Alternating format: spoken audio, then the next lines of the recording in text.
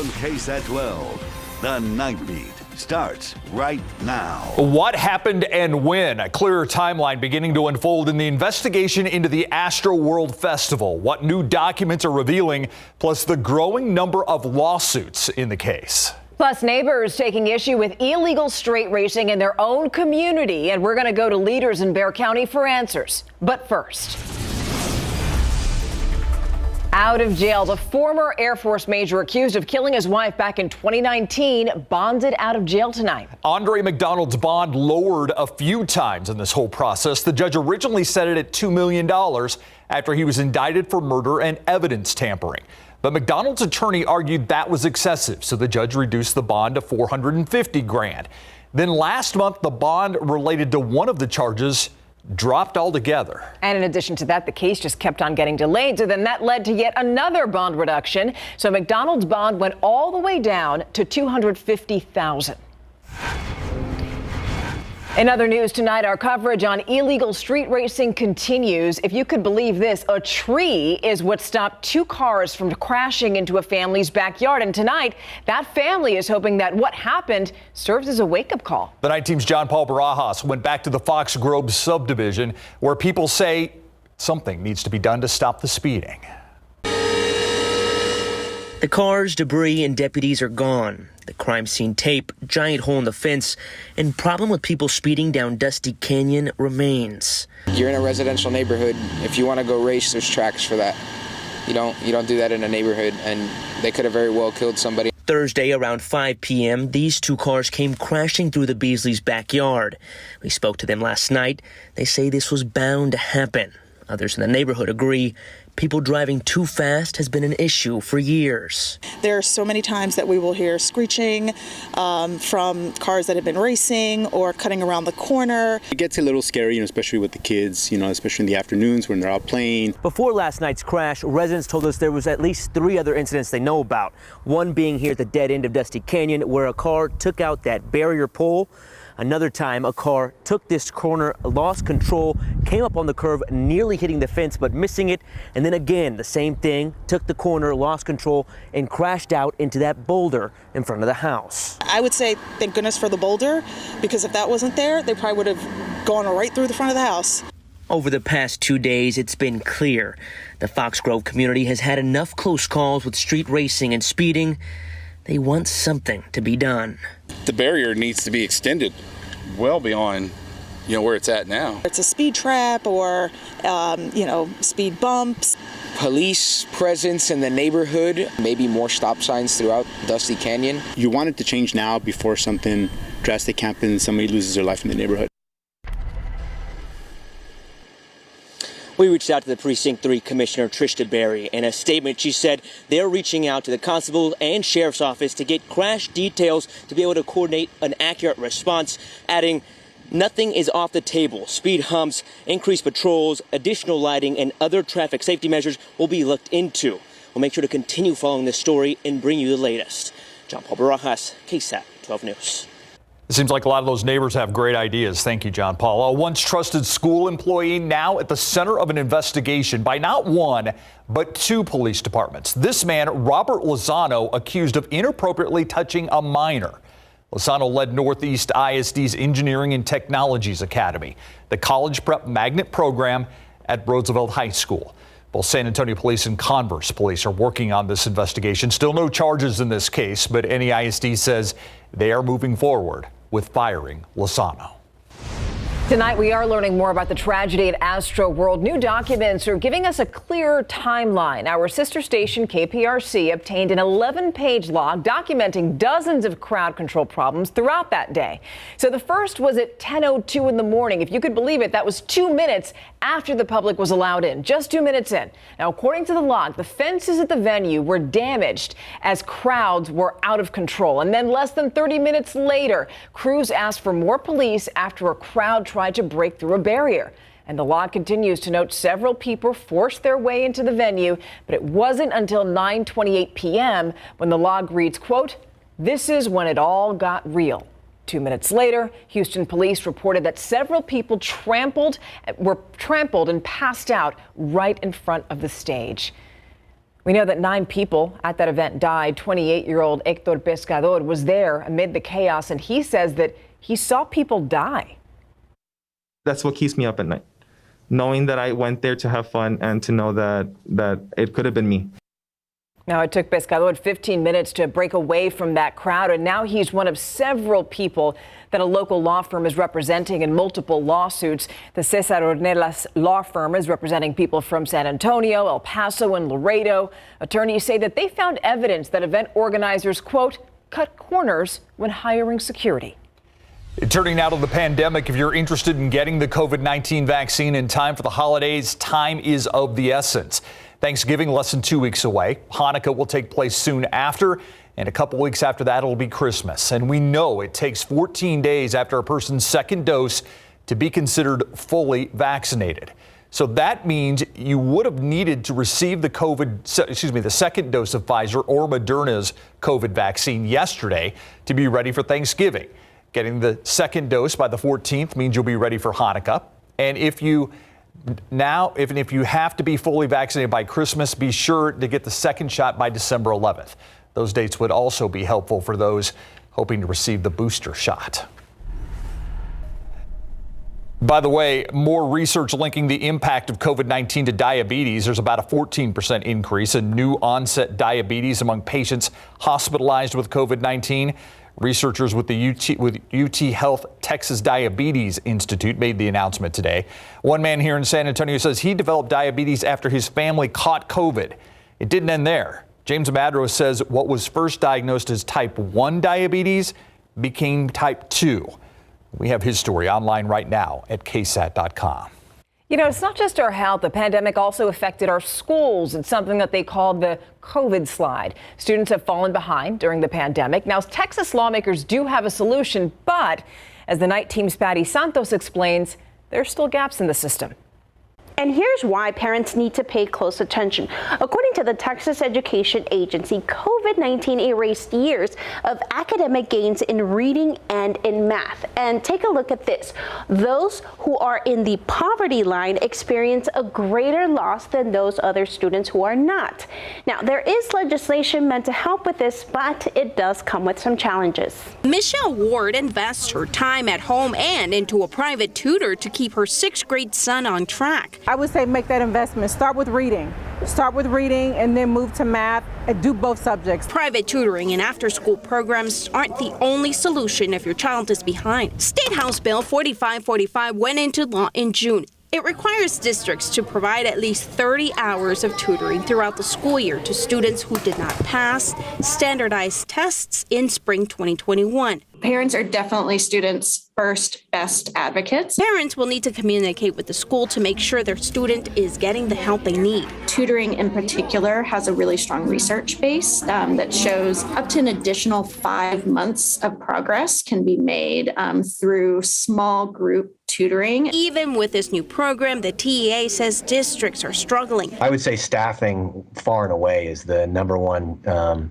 implementation concern that we have. There's more than $100 billion in federal and state funding, but each district still needs to apply for those grants. NISD reports students are getting tutoring during and after school, some campuses even planning Saturday sessions. NEISD says tutoring before and after school is provided by teachers, retired teachers, and other qualified personnel. SAISD says they will be launching some additional tutoring in December and January, thanks to some Texas Learning Acceleration Support grants, as well as peer tutoring programs where high school students will be hired to help elementary kids. Patty Santos, KSAT 12 News. All right, so it's clear in that report that, we got to do something. Students are hurting, and if we don't help, learning loss could cost the state economy $2 trillion. That's according to the experts. So if your child needs help, what you should do is call your school district and then ask for a place that offers free tutoring, and good luck. Advice. Still ahead on the Nightbeat, the first Friday night of playoffs for high school football is upon us. Greg Simmons rounding up the scores in your big game coverage coming up. Plus, a major step in the Britney Spears conservatorship case. It may not mean the singer is done with legal battles in courts. We'll explain it all coming up. And an appeals court delivering another ruling for that new vaccine mandate for larger companies. We're going to tell you where this case stands up next on the Nightbeat.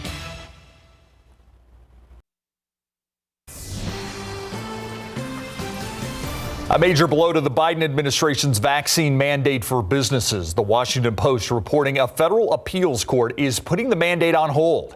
The rules would mean companies of 100 or more employees would be required to have employees receive the COVID-19 vaccine, or in certain exceptions, allow someone to opt for regular testing and mask wearing. Several states launched lawsuits against that mandate. The legal fight isn't over yet. Today's appeal is expected to be challenged. A judge ruling the conservatorship for pop star Britney Spears is now terminated, and this marks the official end of her father's management of her estimated $60 million estate. The judge says that assets are going to be transferred from the temporary conservator to the singer's actual trust. Now, Britney Spears' attorney says that it's going to be up to the singer to decide if she decides to pursue any further legal action against her father. So stay tuned for that.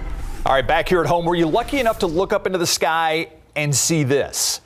A fireworks display put on to continue the celebration of our veterans and celebrate the construction of the new Methodist Hospital in Westover Hills. The hospital will have 54 acute care hospital beds. It's set to open in 2023. And just in case you want more lights right now, but these you can enjoy, I mean, from here in the next few weeks. I don't know, right? Yeah, absolutely. Yeah. Ooh, look at that. Beautiful lights here overseeing the Riverwalk puts you right in the holiday mood, although it is 63 degrees outside right now. That's holiday-like for some people. Holiday-like, all right. I saw you walking around with a sweater. Yes, calling me out. I am definitely calling you out. At least my sweater fit, though. Ooh. 10:15. Justin is joining us now. I will explain what she's talking about later. Good stuff. Yeah. It is a little holiday-like out there. We got temperatures starting to fall off a little bit. Some drier air starting to work in. It's a nice evening. We had a secondary front come through, and I'll show you that here in just a second. First, though, let's look at the highs today. Up around 80 degrees here in San Antonio. It did get nice and toasty this afternoon. Temperatures in the 70s in the hill country.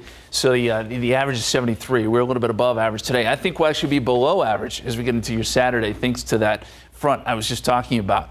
Outside right now, we've got 63 at the airport, 67 Stinson, 64 Kelly, 63 at Randolph, and north and northeasterly winds there across the board. 50s and 60s at this hour, so it's cooling down in the hill country. We're going to see temperatures fall into the 40s here in San Antonio. And I mentioned that front that came through, you probably didn't notice it, but it's kicked up the winds a little bit. It's drawing in some drier air. Dew points are in the 20s and 30s to our north. That all funnels in here. We had dew points in the 40s today. I know that doesn't make that big of a difference, but it will allow for some cooler temperatures next couple of days. So we'll be in the 40s overnight tonight, clear and chilly, and 45 to start your Saturday. By the afternoon, we're up around 64 noontime, and then by the afternoon, up close to 70. Just a beautiful Saturday. It's looking really, really nice. Dew points, well, we'll see those stay pretty low over the weekend, and then they jump back up next week before we get our next front. And that looks to be Wednesday into Thursday. So here's the 7-day forecast. 77 Sunday, 79 Monday. We'll get some morning fog and clouds Tuesday and Wednesday. Just a small chance of rain Wednesday night into Thursday with our next front. It does drop temperatures. But all in all, pretty good forecast, especially this weekend, guys. Okay, which is awesome because we have Illuminatia tomorrow, so that's going to be a lot of fun. Yeah, quickly, I forgot my jacket in my wife's car for dinner tonight. And you can't tell. This jacket's big, just in time for big game coverage. Good transition. Although we did have some big upsets, jacket, right? We have more than one upset tonight, Stephanie, because when we come back, both Johnson and Reagan felt very tough opponents tonight, and wait till you see how that game ends, and Reagan has been eliminated. Coming up.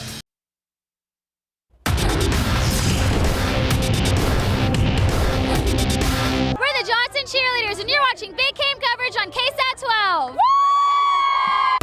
Here we go. Would this be a magical night for the Broncos Unicorns face are going up against the undefeated third-ranked Johnson Jaguars in the first round of the playoffs? It's a big game in our big game coverage. If the Jags are going to stand undefeated, they're going to have to claw their way back, down 27-6 in the second. Running back Ben McCreary bursts out of the backfield on a draw play, finds a seam right through the Unicorns defense, 45 yards to the house, and the Jags cut that lead to 14. The Unicorns answer with a goal line touchdown from Riker Purdy to push that lead back up to 21, but the Jags respond. Quarterback Cruz Kerwin rolling out to his right, fires to the end zone for Alejandro Tavares, who makes a great grab over the defender on the sideline for the 13-yard touchdown. Johnson down 34-20 at the half. The magic for the Unicorns continues. Quarterback Aiden Bauman pump fakes, then goes deep to Lance Beagley, who makes a leaping grab for the 21-yard score. It's 41-20 New Braunfels. The Jackson cut that lead down to 6, close as they could get. Look at this. The Unicorns win. Big upset here, 51-45.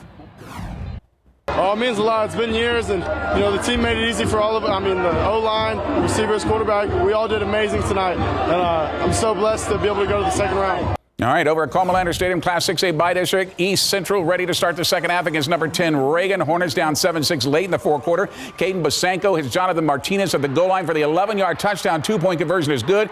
East Central leads 14-7. Rattlers going for the tie on the next drive, but Cornell George calls game with a strip sack. Sebastian Martinez recovers to see the Hornets get their first playoff win since 2012, 14-7. Loretto United has a tough assignment in the first round of the 6A playoffs, facing number 1 ranked undefeated Brennan tonight at Ferris Stadium. First quarter, the Bears special teams bites the Longhorns. They're punting from their own end zone. Dylan Avalos streaks in from the edge to block it. The Longhorns recover it. Joshua Lear strips the ball away, scores a Brennan touchdown.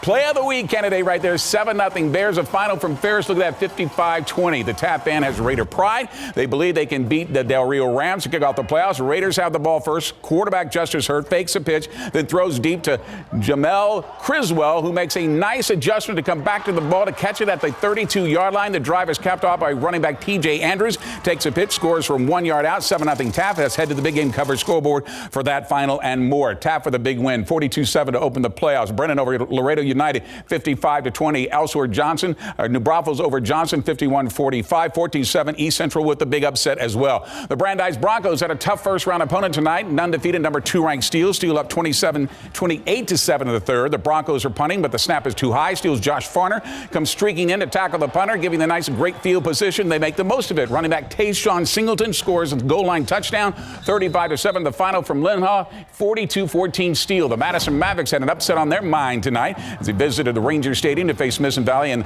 round 1 of the 6A playoffs. Already up 3-0 after a block punt. They're going to get another explosive play here. Quarterback Caden Mata with a play action pass and launches a great looking pass right down the middle of the field for Nevon Cooper, who cuts back inside and gets away from the defender and gets into the end zone for the 53-yard score, 10-0 Madison. But Smithson Valley comes back to win it 35-25. Bernie Champion quarterback Carson Kaiser warming up before the Chargers 5A playoff tilt against the Mercedes Tigers. Chargers at midfield. Handoff goes to Alex Rodriguez, who finds a hole right up the middle. Off to the races, he bounces to the outside. Looks like he's going to score, but is chased down at the 1 yard line. So the next play, quarterback Carson Kaiser takes a snap, plows ahead for the touchdown, 7-0 lead. And the final from Bernie tonight, Champion, they move on 36-29. The Alamo Heights Mules began their playoff run tonight after finishing the regular season undefeated. Their first postseason opponent, Ed Koch Elsa. Mules strike first. Quarterback James Sobey finds Michael Terry the third on an out route. Gets the Mules inside the Yellow Jackets red zone. Few plays later, running back George Flesher lowers his shoulder, powers his way in for the score. The 4-yard TD makes it 7-0. Back to the big game coverage scoreboard. See how that one turned out, 53-7. Alamo Heights is advancing.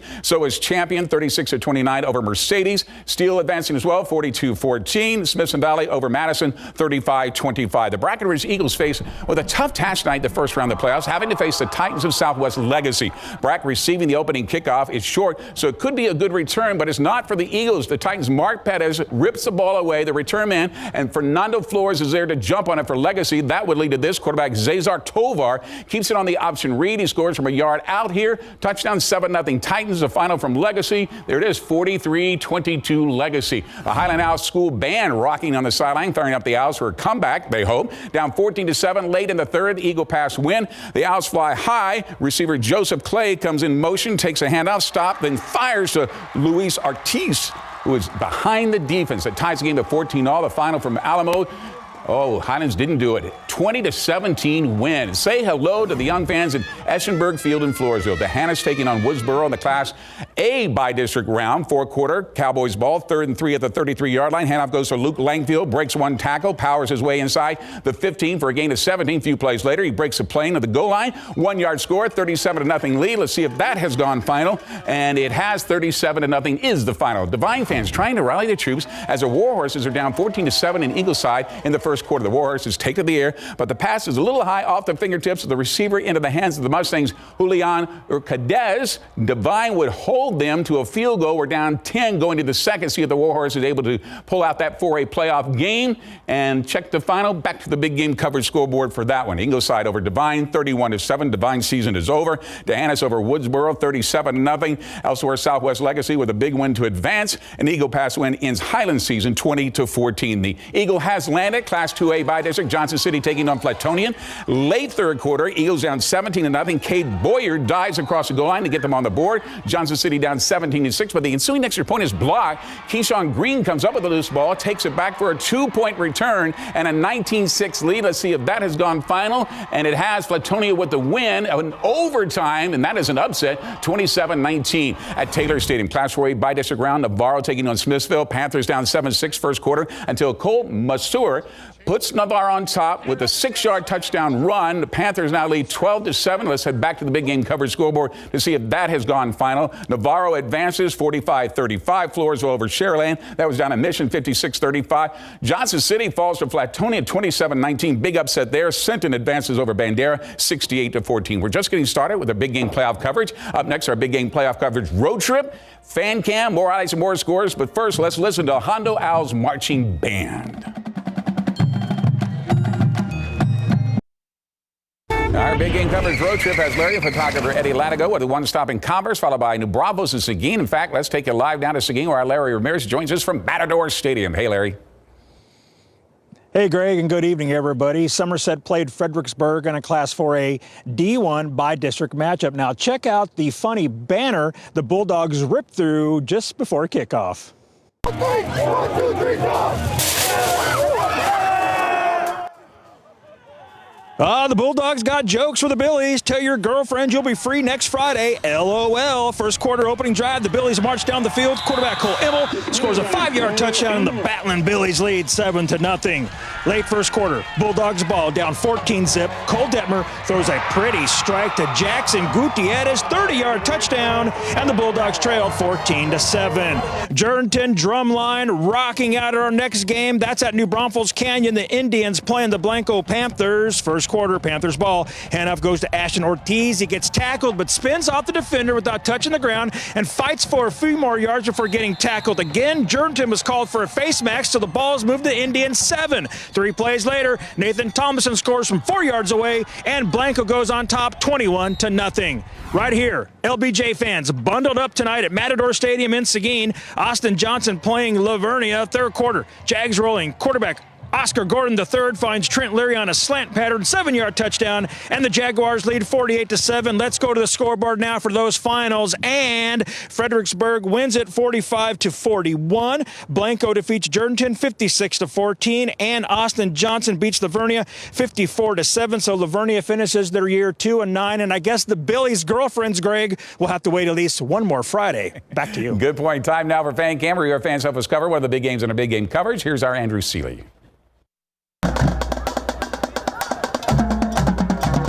Atmosphere tonight at Holy Cross. Knights hosting Fort Worth Lake Country in the TAPS Division III first round. And how's this for a start? Second play from scrimmage, Joe Angel Perez finds some running room and uses some head fakes to get to the sideline, and he is gone. Opening points go to the Knights at 7-0. Next Holy Cross possession, quarterback Gilbert Alvarado slings it to Ty Phillips in stride. He gets a couple key blocks and races all the way down to the 13-yard line. And on the very next play, handoff goes to Joshua Ramos. He makes contact, keeps the legs churning, and gets some help from the lineman, pushing him into the end zone. It's 14-0 Knights. That is the score as Fan Cam departs midway through the first quarter. Holy Cross leading 14-0. On campus here at Holy Cross High School, Andrew Seeley, KSAT 12 Sports. Thanks, Andrew. Here's your final, 55-18, and Antonian's season is over, and the Spurs fall to the Mavs tonight, 123-109. All right. Hey. Thank you, Greg. We'll be right back after this. All right. Well, thank you so much for joining us tonight. We really appreciate it. Have a great weekend. GMSA starts at 6 a.m. tomorrow. And go to the Illuminatia tomorrow. We'll see you there. Yeah, we may just see you there.